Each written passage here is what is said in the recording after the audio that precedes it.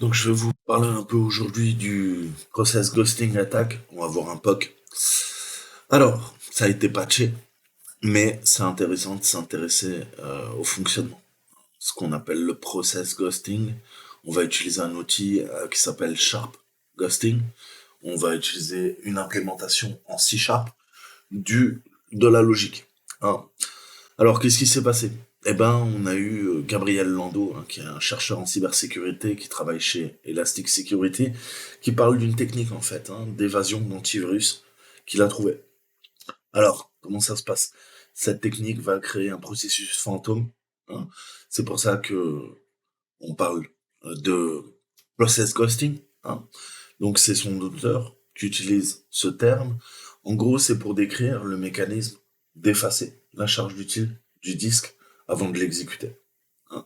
Donc, typiquement, ça va à quoi? Ça va en faire une copie invisible, donc un fantôme. Alors là, vous allez me dire, c'est quoi ce délire? Dans le système Windows, on a la plupart des antivirus, en fait, font appel aux API. Hein. Vous savez que Windows est API. Windows est API. Windows n'est qu'API, presque. J'ai envie de dire, hein, la plus connue, c'est Win32.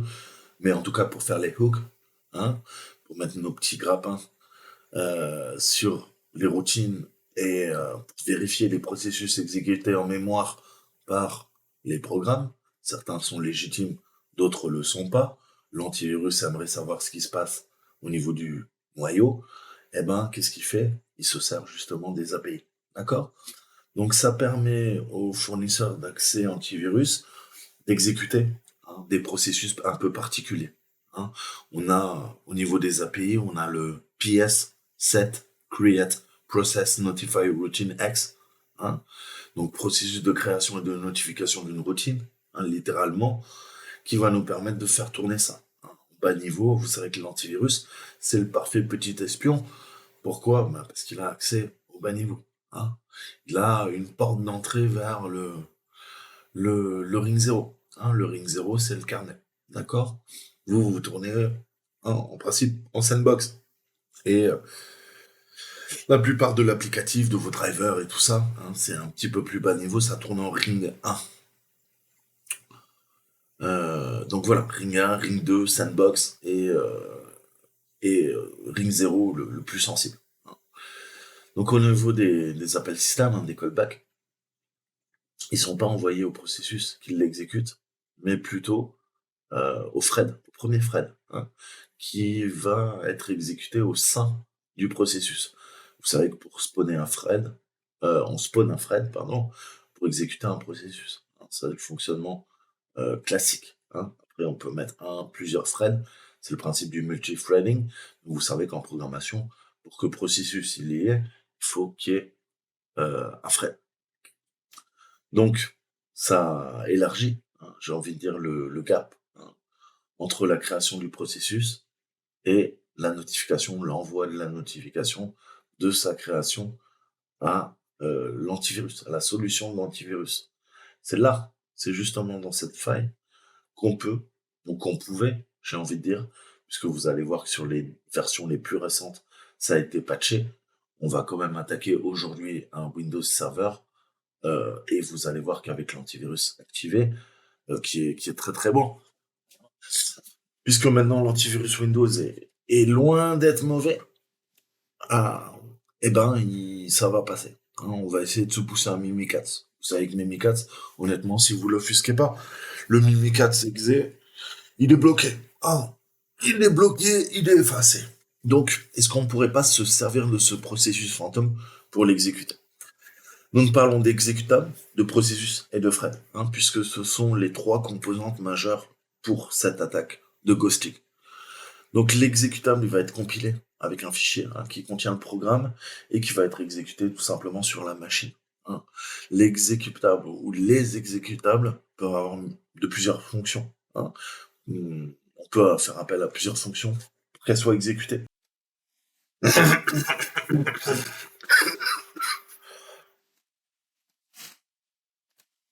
Donc revoyons un peu les concepts de base. Un exécutable, c'est quoi?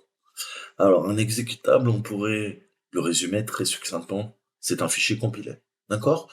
Qui contient un programme qui peut être exécuté sur la machine. D'accord? Jusqu'ici, tout va bien, je pense. L'exécutable, en fait, il peut avoir plusieurs fonctions, hein. Il peut effectuer plusieurs fonctions, et dans chacune de ces fonctions, hein, on a ce qu'on appelle un processus. D'accord? Le processus est chargé en mémoire. Vous pouvez ouvrir votre gestionnaire de tâches. Le processus tourne en mémoire. Donc un processus, en des termes plus simples, c'est un programme exécuté en mémoire, hein. Chaque processus est lié au portable executable, hein, le fameux PE, hein. Le PE est très important puisqu'on s'en sert, vous verrez, c'est ce principe de strate, d'encapsulation au niveau de la programmation, du code en C. On a différentes couches, en fait, hein. Et le PE, c'est un peu la gélule, j'ai envie de dire, hein. C'est la couche du haut, c'est là-dedans qu'on va avoir quoi? Bah, l'exécution à proprement dit. Vous savez que sous Windows, on a quoi? On a des fichiers exécutables et on a des librairies dynamiques, des DLL. Mais les DLL, c'est ni plus ni moins que quoi? Que des fichiers exécutables. Sauf qu'elles emportent pas le nom, hein. Vous le savez très bien, il n'est pas rare que on fasse appel à des DLL à l'exécution d'un processus, même un binaire statique, un exé, hein, et très souvent, vous pouvez avoir des problèmes du genre euh, impossible de lancer cet exé, hein, DLL Win32, pas trouvé sur le système. Veuillez vérifier. Ou erreur temps. D'accord? Ça vous est déjà tous arrivé. Typiquement, il y a rien de mal, hein. C'est l'application ou le jeu vidéo, hein, qui fait appel à des DLL extérieurs. Et si vous n'avez pas installé ces DLL, par exemple les DLL de DirectX, hein, qui permettent de faire tourner l'API qui fait du jeu vidéo sur Windows, si on fait un appel et qu'elles sont pas présentes dans 632, hein, ou dans 6WO 64, on a cette erreur. D'accord? Donc grosso modo, là on parle de PE et d'heures. Donc ça veut dire qu'il peut y avoir plusieurs processus avec un seul exécutable. Incroyable. Là vous allez me dire, c'est révolutionnaire ce que tu nous dis, Saltamok. Et là je te dis, bah oui. Tiens, je suis sûr que tu le savais pas. Si, bien sûr, on l'a tous vu au moins une fois dans notre vie. De quoi je parle?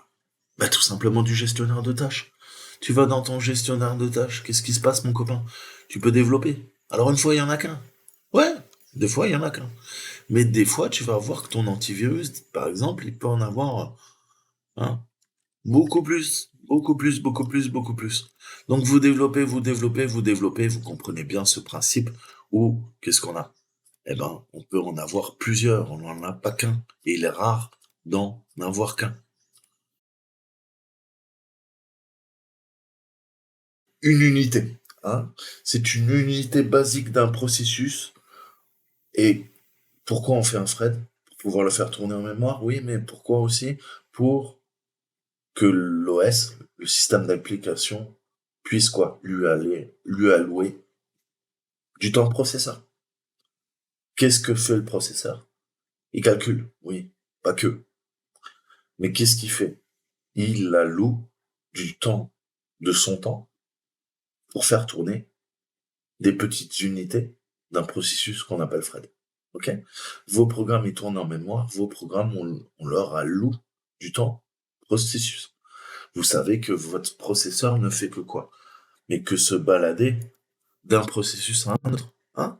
C'est le principe en fonction de quoi? Eh ben, du niveau que vous lui définissez. Hein, vous vous rappelez? Alors là, je crois que sur les dernières versions, on peut plus le faire. Mais avant, on pouvait quoi? Élever hein, le niveau de priorité. Donc qu'est-ce qu'on a en fait? Ben, on a un scheduler, hein. Le scheduler, il est quoi? Il planifie. Le scheduler va allouer en temps réel, en fonction des besoins des processus, des threads qui tournent en mémoire, il va allouer quoi? Eh ben, il va allouer les cycles CPU. Et vous le voyez très bien, là. Qu'est-ce qu'on a? J'ai 218 processus qui tournent en mémoire. Incroyable. J'ai 2723, 24. On voit que le nombre de threads et de handles associés et se décrémente, s'incrémente. Hein, c'est en temps réel. En fonction de la charge du CPU, en fonction des processus, du nombre de threads, du nombre de handles, hein, on va justement allouer des cycles CPU. Hein. Imaginons qu'on va devoir partager ce temps avec les 2690 threads. Hein. Et chaque seconde, le scheduler, le planificateur, ok, organise les charges du CPU, les cycles du CPU. Vous savez qu'on parle en IPC, hein, en architecture CPU, c'est des instructions par cycle. Hein. Qu'est-ce que ça veut dire une instruction par cycle? Eh ben, ça veut dire un certain nombre d'instructions que je peux passer en un cycle. Ok? Mais tu n'auras toujours qu'un cycle par thread, par processus. Tu vois ce que je veux te dire ou pas? Alors, plus le processeur est puissant, plus ce sont quoi? Des milliards, de milliards d'instructions par cycle. Mais il n'empêche que c'est par cycle. C'est pas par cycle au pluriel, d'accord? Donc qu'est-ce que c'est? L'ordinateur est capable de milliards, de milliards, de milliards, de milliards, de milliards de calculs à la seconde, mais il va toujours communiquer sur un cycle. Donc on va échelonner les cycles, on va échelonner les threads, et en fait, votre PC ne fait que changer de communication. Comme je vous dis, si je dois faire une métaphore, il y a 2700 téléphones. Il en prend un, il dit ah ouais, allô, ok, pas de problème, je t'envoie les ressources. Après, il raccroche. Il prend un autre téléphone, il fait allô, ouais, coucou, je te donne les ressources. Après, il prend un troisième téléphone. Vous avez compris, jusqu'à 2800. Et il fait ça plusieurs millionièmes de fois à la seconde. D'accord? C'est comme ça que ça marche en fait. Hein, on se partage les tâches, mais quand on connaît pas le fonctionnement, on se dit ok, c'est bon, j'ai 2700 threads, c'est hyper threadé, mec. T'as 2700 threads, les 2700 threads communiquent en même temps à l'ordinateur. Non, si seulement c'était possible. Ce n'est pas possible. À cause de quoi? À cause de l'architecture. C'est pour ça que je dis tout le temps, apprenez l'architecture des CPU. C'est intéressant pour ceux qui aiment ça, hein, je peux comprendre. Et vous allez mieux comprendre, en fait. Pourquoi la logique, hein, et le fonctionnement au niveau de nos processus, nos threads et nos handles. Mais bref, passons à autre chose. Parce que là, c'est pas le but d'aujourd'hui. Mais c'est pour mieux comprendre. Donc maintenant qu'on a vu tout ça, on peut essayer de deviner quelle va être la technique. Hein. Je vous ai dit quoi? Je vous ai dit qu'on crée un processus fantôme en introduction. Ok. On a vu qu'il y avait un petit décalage hein, à la création du processus entre le temps où on le crée et qu'il y a la notification qui est envoyée par l'API à la solution antivirus. Eh ben, il se passe des choses bizarres. On a un gap. Ce gap, c'est du temps. Ce temps, on va se l'octroyer pour faire quoi? Pour utiliser un mécanisme de ghosting qui va effacer la charge utile du disque. Et quand l'antivirus dit ah, ouais, il y a un processus qui est chargé en mémoire, qu'est-ce qu'il fait? Premier truc, il va comparer le payload qui est sur le disque avec ses signatures antivirus. Ok? Et là, qu'est-ce qui se passe? Et là, il regarde le processus et le processeur, au niveau du système du fichier, il a disparu. Donc, le processus, maintenant, tourne de façon fantôme en mémoire. C'est-à-dire quoi? C'est qu'il y a un processus, et on a vu quoi? On a vu qu'un processus, il a quoi? Il peut avoir plusieurs processus au sein d'un seul exécutable. Donc, on a un exécutable qui existe, mais certains de leurs processus sont devenus fantômes. On peut plus les retrouver en disque. Ils ont juste spawné en mémoire. Ok? Et le pire, c'est que si on regarde, on analyse un peu la mémoire, eh ben on va voir que le processus, il apparaît pas. Qu'est-ce que j'entends par là? Ben, typiquement, si tu regardes ton gestionnaire de tâches et que tu regardes, il aura pas de PID. Incroyable. Il sera même pas présent. Donc là, tu es en train de me dire que je peux faire tourner un virus, et même si le gars, il fait son task de manager, il regarde dans sa barre de tâches, mon processus, il est fantôme. Il tourne en mémoire, il a pas craché, il est en train de pirater la machine, et tu le vois pas. Incroyable. Hein? C'est incroyable, ça. Donc, on va voir un peu le principe de création de ce processus fantôme. Donc, là, Fred, j'en reviens à ça, parce qu'il faut finir. Donc, je vous ai dit, on peut avoir plusieurs threads qui peuvent exister au sein d'un processus. Le thread va exécuter une partie du processus, du code qui est traité. Le multithreading, ça veut dire plusieurs threads qui vont tourner euh, le même bout de code en fait du, du processus. Windows supporte le multitâche. Donc on va avoir plein de threads qui peuvent être créés euh, autant qu'il y a de processeurs. Mais là, vous avez vu, moi j'ai un 12 quarts, c'est ce que je vous disais quand même, ça ne change rien. 2700 threads, il y a 12 quarts. Bah ouais, il va falloir divise 2700 par 12, tu vas voir que oui, ça se fait aussi de façon séquentielle. Les 12 cœurs vont se partager les 2700 threads. Donc, on a trois états. On a le running, donc tu tournes, tu t'exécutes. Le ready, en attente, prêt à être exécuté. Et on a le blocked. On va le bloquer pour diverses raisons. Bloquer, soit parce qu'il est en attente, et on va lui redonner les droits d'exécution après, soit on n'a pas envie que quoi qu'il s'exécute et que éventuellement il vienne corrompre une partie de la mémoire qui est allouée. D'accord. En effet, si un programme tourne dans un thread et écrase la mémoire d'un autre thread, là, vous savez ce que ça ressemble furieusement à une attaque de quoi? De mémoire tampon. Un dépassement de mémoire tampon, soit sur la pile, soit sur le tas. Un buffer overflow. Donc on protège les threads. Le but, c'est que les applications tournent en concomitance, en parallèle, mais n'écrase pas la mémoire des autres applications. Sinon, ça fout le bordel, vous le savez. Donc la création du processus, le processus, il est créé dans Windows en utilisant la fonction create process. Et on a NT, create user process. Deux fonctions qui sont utilisées couramment. Ces fonctions, c'est une combinaison en fait d'autres petites fonctions modifiables qui vont permettre d'opérer les handles, la section au niveau de l'image, les threads, tout ce qui permet de faire fonctionner le processus. Par exemple, on a create process et on lui passe en paramètre IP application name. Ça va définir quoi? Eh ben, l'application est exécutée. D'accord? Donc c'est toujours ce principe. Appel à une fonction, qu'est-ce que je lui passe en paramètre? Je vais lui passer une application. Ça tombe bien. D'accord? Donc maintenant, voyons un petit peu le process ghosting. Le process ghosting, alors c'est les bases, je vous redirige vers un article, mais le process de ghosting, comment il fonctionne, c'est une technique où un attaquant va créer un fichier malicieux, un malware, il va le notifier comme pour effacement, donc c'est ce qu'on appelle du delete pending state, le fichier est en attente d'être effacé, il va copier, mapper le malware en mémoire.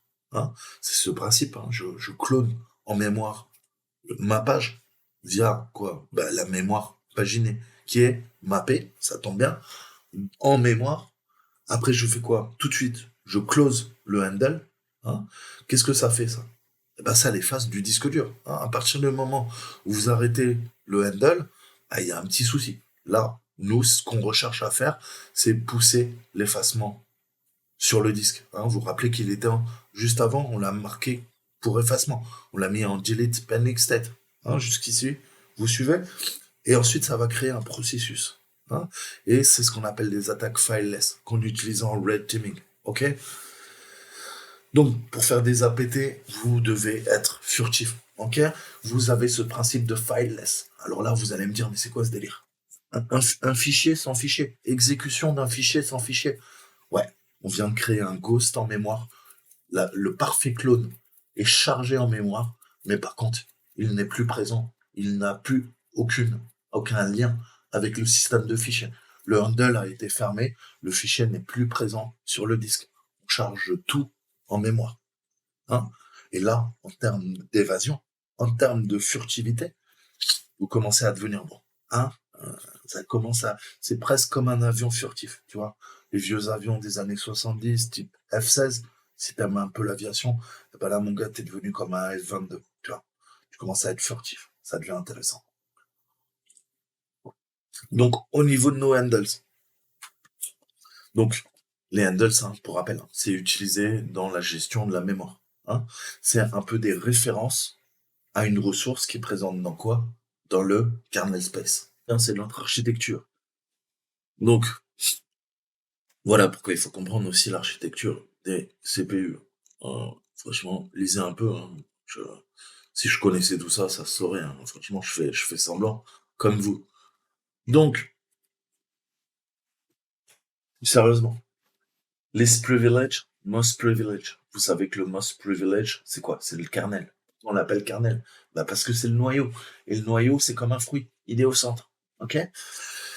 Donc, tu es en train de me dire que les handles, ils ont un, et quoi? Le handles, il communique de la couche applicative. Le ring 3, il traverse quoi? Le ring 2, le ring 1, pour arriver au ring 0.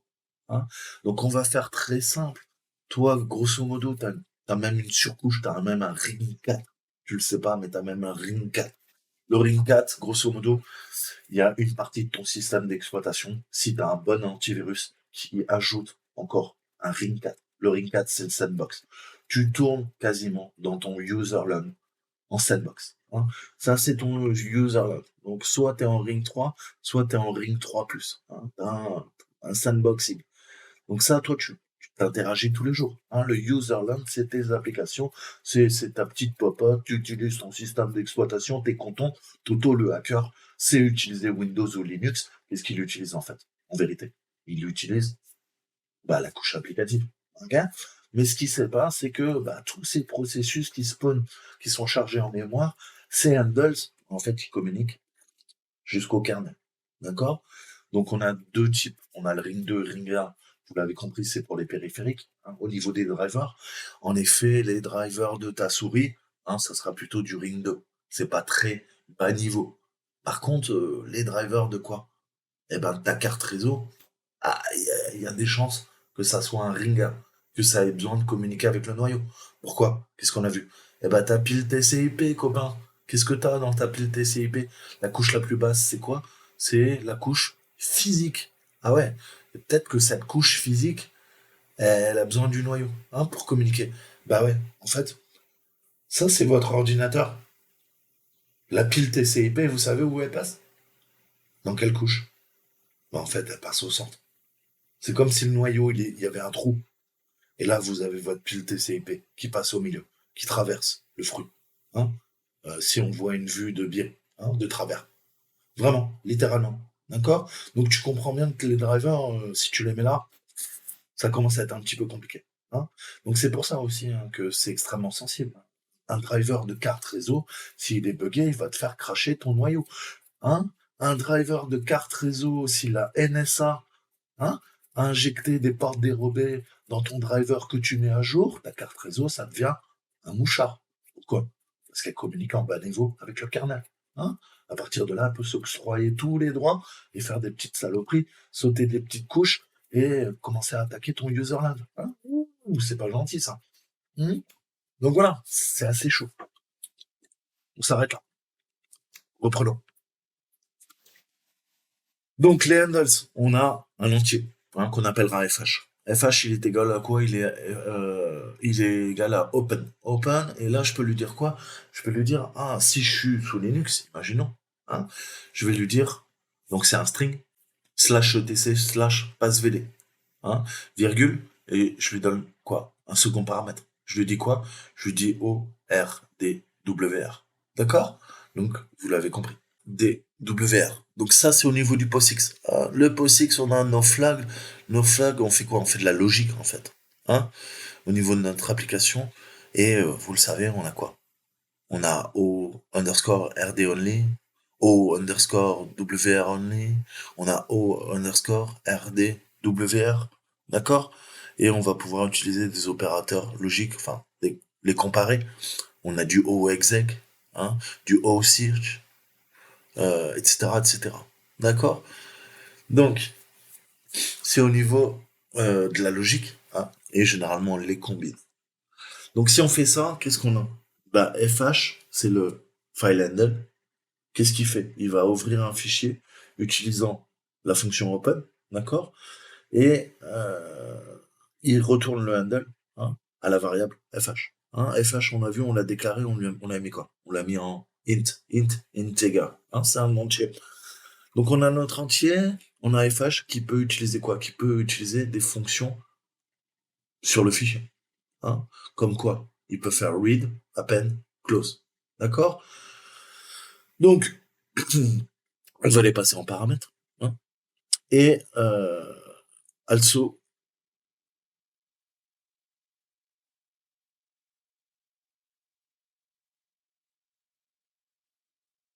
donc à la seule différence que un fichier en fait qui accède à notre variable fh peut pas lire, écrire ou exécuter avec un autre handle, d'accord?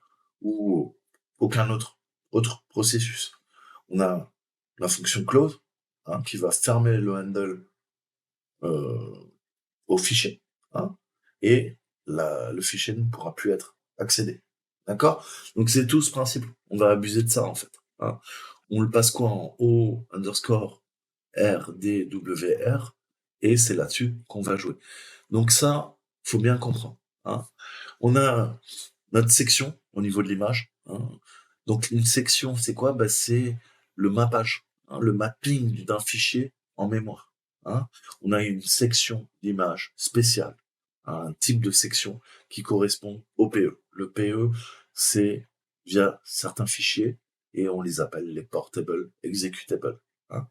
Et ils peuvent uniquement être créés à partir du PE. Hein.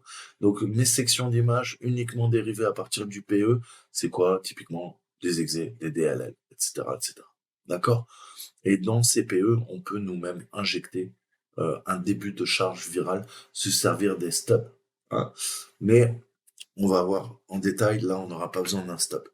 Mais on a le fameux delete pending state. Hein. Je vous ai dit, on a delete underscore pending. Donc, comme les opérations de lecture, d'écriture ou d'effacement ont besoin d'un fichier, hein, et pour exister sur un fichier, donc ces différents états. Hein, on a un état read, un état write, un état delete, et on a le delete pending. Hein, c'est un état qui fait que le fichier doit être effacé. Donc là, vous comprenez bien qu'on parle, il y a un petit peu de subtilité, de nuance. Hein. Je l'efface tout de suite. Delete pending, je dois l'effacer. D'accord? Donc comme je dois, hein, ben, tant que quoi, tant que ça n'a pas été fait, eh ben, on peut lancer notre attaque. Donc le fichier, il n'est pas effacé encore à cause du handle, qui le maintient en vie, qui le maintient ouvert. Mais dès que le handle est fermé, qu'est-ce qui va se passer? Le fichier va être effacé, comme vous l'avez compris. D'accord? Donc, aucun autre processus peut opérer faire cette opération sur le fichier, hein, sur le delete pending state. Donc, pour nous, c'est l'ensemble du processus qui va devenir ghost, qui va devenir fantôme. Hein. Et c'est vraiment cette technique qui permet tout ça. Donc, la première étape, on va créer un fichier en utilisant nt create file. Hein, c'est une fonction. On va créer notre malware, ok? On va lui donner le fichier à gérer, ok? On peut lui demander ce que vous voulez, un fichier .exe aléatoire, random.exe, d'accord? Donc c'est à quoi? J'ai mon hfile, d'accord? Donc hfile c'est ma variable, je lui passe quoi? Je lui fais est égal à nt create file et en paramètre je lui passe le chemin.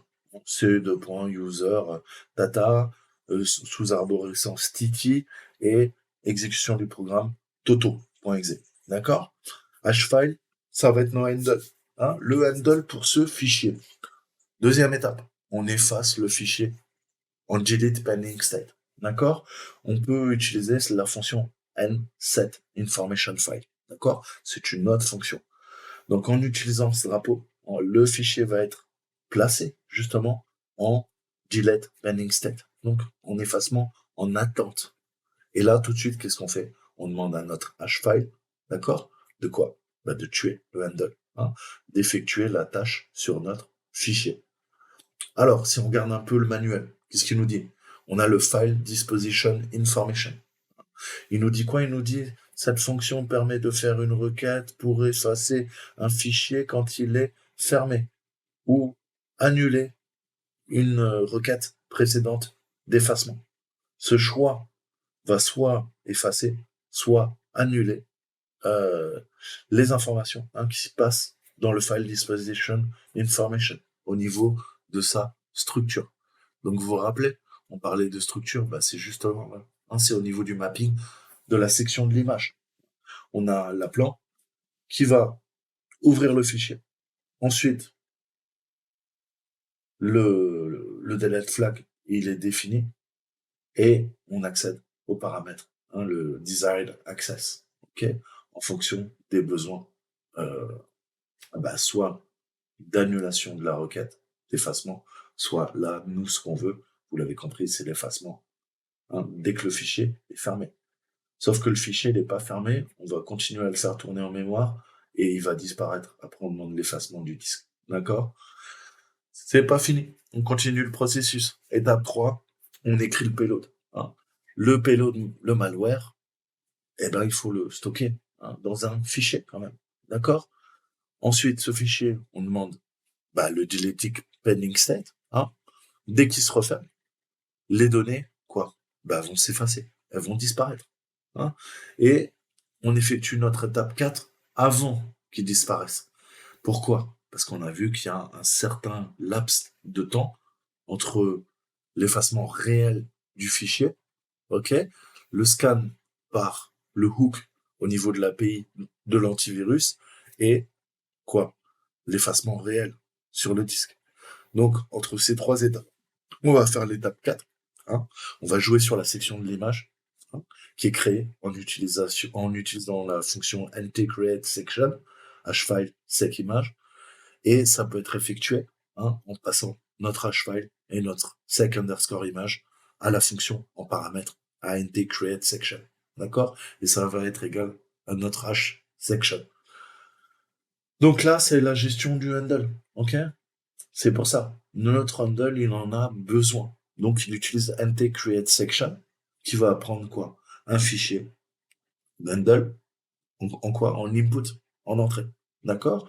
Et qui va l'effacer de façon sûre. Et à partir du moment où, on l'a vu, on efface notre handle, ça devient du fileless. On l'a effacé du disque. D'accord? Donc, c'est tout ce principe de mapping, remapping, demande d'effacement, clôture de l'handle, et le processus continue d'être spawné en mémoire. Mais pour être totalement furtif, on va effacer le nouveau handle qu'on vient de créer. D'accord? Donc, il va être effacé avec le fichier correspondant, notre malware du disque. Mais qu'est-ce qui se passe concrètement? On a toujours une copie qui existe au niveau de la section de l'image. D'accord? Vous vous rappelez que la section de l'image, je vous disais que cette section, c'est vraiment le mappage en mémoire du fichier. Elle est spéciale, spécifique, c'est une section qui correspond au portable executable. Je vous dis, on peut se servir du stub pour lancer des attaques. Mais voilà, on a des strats. Donc nous, on va jouer là-dessus. On a les sections et on a notre section. C'est ça qui est intéressant et qui nous intéresse là. Donc, simple.exe, c'est quoi? Il y a le header, le portable executable qui est là. On a les sections qui contiennent l'exécutable. Le header, c'est tous les détails techniques au niveau de l'exécutable. Mon exécutable, c'est simple.exe. On a le DOS header qui va définir en gros intrinsèquement le binaire. Ensuite, donc ça c'est la couche historique, parce que je vous ai dit qu'on travaillait avant on avait Windows NT, et avant je vous ai dit qu'on utilisait DOS. Je vous ai dit qu'il reste des traces, des artefacts d'il y a 20 ans. Le DOS header, c'est un exemple. Ensuite, on a l'entête optionnel, toujours avec les informations d'exécution. On a le data directories, donc on a tous nos pointeurs d'instruction pour les structures, d'autres structures, import, export. C'est la table, puisque on peut pas avoir de section sans table des sections, dédiées aux sections, qui va définir comment le fichier est chargé en mémoire. On a notre code qui va être exécuté. On a nos imports. Donc, ça fait le lien entre l'exécutable et les librairies, les fameuses DLL Windows. Et tout en bas, on a tout le temps On a tout le temps la data. ok, qui est tout le temps en bas, c'est l'information utilisée par mon code. D'accord? Donc, partie du haut, ça c'est le header. Dans le header, j'ai tout ça. Et dans mes sections, j'ai tout ça. D'accord? Donc voilà. Un header et section. Différentes sections. D'accord? Donc ça, faut bien le comprendre. Euh, donc voilà ce qui va se passer, grosso modo. Hein. Et une fois qu'on a retiré le handle, on va créer un nouveau processus à partir de l'image, hein, la section qui est ici. Donc qu'est-ce qui va se passer, grosso modo? Bah, on fait un clone. Hein. Comme le, comme le code il existe dans la mémoire virtuelle, le nouveau processus va être créé avec la fonction nt create processX. Hein. Donc, qu'est-ce que ça va faire? Étape 7, on va assigner les arguments au processus, hein, et aux variables d'environnement. Et c'est important, puisque sans le processus, en tout cas les arguments et les variables d'environnement, le système d'exploitation en fait ne pourrait pas exécuter le processus. Hein, et le code serait dans un état figé, hein, suspendu. Huitième étape, ça sera la dernière. On va créer un thread pour exécuter le processus. Hein. Et là, bon, on a juste à démarrer un nouveau thread. On va utiliser la fonction create thread. D'accord? Et on lui fournit quoi? Eh ben, l'adressage. Hein, l'adressage du processus en mémoire. Donc, où c'est que ça démarre?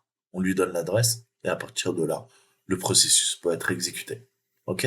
Donc, on voit qu'on a 8 étapes pour faire du fileless. Et c'est assez puissant, puisqu'on n'a plus rien sur le système de fichiers, sur le disque dur. Par contre, il a bien été initialisé, il tourne bien en mémoire, et il est stable. Ok, on l'a spawné proprement, entre guillemets. Alors que vous voyez qu'on a utilisé des techniques un peu vicieuses. Donc au niveau des antivirus, comment ça se passe? Eh ben on a nos callbacks. Au niveau des antivirus, hein, ils sont appelés. Et si le fichier est bloqué, hein, dès que le thread en fait a créé, eh ben dès que le thread est créé, généralement le malware va s'exécuter. Hein. Donc c'est à ce moment-là que l'antivirus essaye d'agir. Hein. Mais comme le thread est créé après que le fichier soit supprimé, le callback de l'antivirus, qu'est-ce qui va se passer? Eh ben rien en fait. Il va jamais être invoqué. Ok? Donc ça permet de contourner quoi? Bah, la détection déjà au niveau des signatures. D'accord? Donc chaque tentative par l'antivirus d'ouvrir le fichier, il y aura quoi? Bah, il va avoir une erreur. Status underscore file underscore deleted. Ok? Donc à chaque fois, hop, il va essayer de scanner et là on lui dit, oh non, le fichier a été supprimé, tu peux rentrer chez toi. Hein? Donc voilà, c'est pour ça que ça s'appelle Ghost. Hein? Donc c'est une preuve de concept qu'on on a plein de d'outils, hein, sur GitHub. On a King Hamlet, hein, donc le roi Hamlet, et on a Sharp Ghosting. Nous on va utiliser Sharp Ghosting. D'accord? Donc le but, on a plusieurs techniques, hein, pour faire ces attaques de ghosting. On peut commencer par chiffrer le fichier, hein, lancer l'attaque. Hein. Donc ça peut être une technique, mais nous on va utiliser une autre technique qui s'appelle donc le sharp ghosting. Grosso modo, ça utilise la technique de Gabriel. Hein. Je vous mettrai l'article complet pour que vous compreniez. On va utiliser, pourquoi ça s'appelle Sharp Ghosting, vous l'avez compris, parce que c'est une implémentation de la technique de Process Ghosting qui a été développée par un Rasset, hein, sur GitHub, mais qui fait une implémentation en C Sharp. D'accord? Donc, je vous l'ai dit, hein, c'est pas tout beau, tout rose, juste ça marche sur les anciens Windows. Ok? Donc, je crois, si je dis pas de bêtises, juste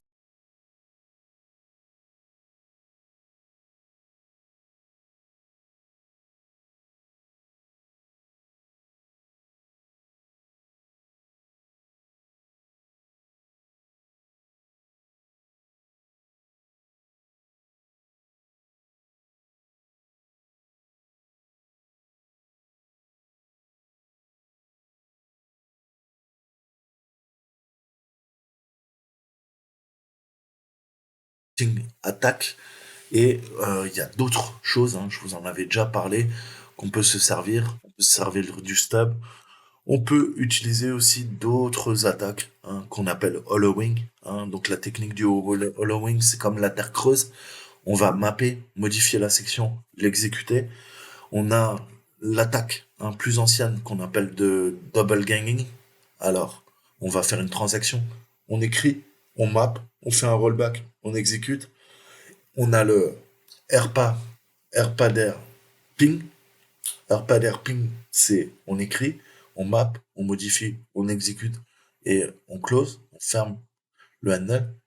Et on a le ghosting, c'est du delete pending, du write, du map, du close delete, ok, et de l'execute. Donc c'est vraiment les quatre grandes familles qui vont nous permettre de faire euh, de l'évasion au niveau de l'antivirus et qui était très performante pendant plus de 10 ans. Maintenant, bah oui, comme toute technique, à force de la roder, à force de péter des machines avec, bah, Windows, entre autres, a décidé de se réveiller. D'accord? Donc vous verrez les autres processus dans la description. J'en ai pas parlé parce que voilà, il y aurait beaucoup à dire. Je voulais pas que la vidéo non plus fasse 2 heures. Nous, on va passer à la pratique. On va se télécharger, cloner le repo sur GitHub et vous allez voir qu'on va se choper un petit meme4.exe. Je suis sûr qu'il est bloqué en principe. Et ben là, vous allez voir que notre Windows Server à jour, ok? Enfin à jour, en tout cas en 19.09, euh, avec l'antivirus activé, bah, il a des petits soucis. D'accord? Donc on va voir ça tout de suite.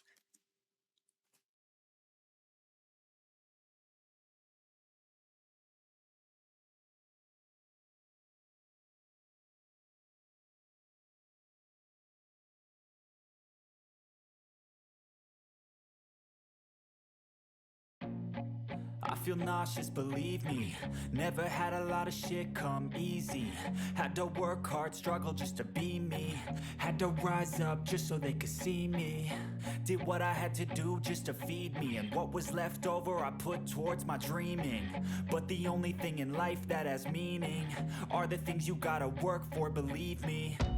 Take into your hands a plan, your own hands can land your own brand. And damn, I feel like no one takes accountability. They want the credibility, convincingly unwilling to put in the fucking hours it takes to get some power. Don't be fucking sour, take a cold shower, scream until you're louder, work until you're prouder. And fuck all the doubters, they're just fucking downers.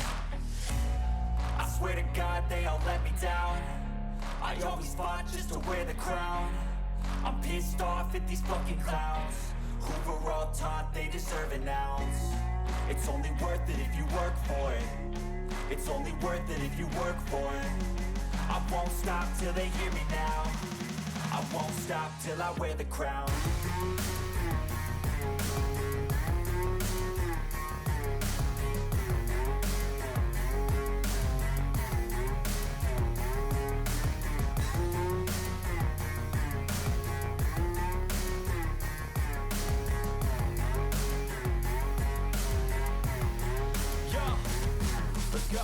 I'm just telling you to fight for your dreams, but it's not what it seems. Man, it's hard to be seen when everybody wants to be king. Yeah, they all wanna ring, yeah, we all wanna be free.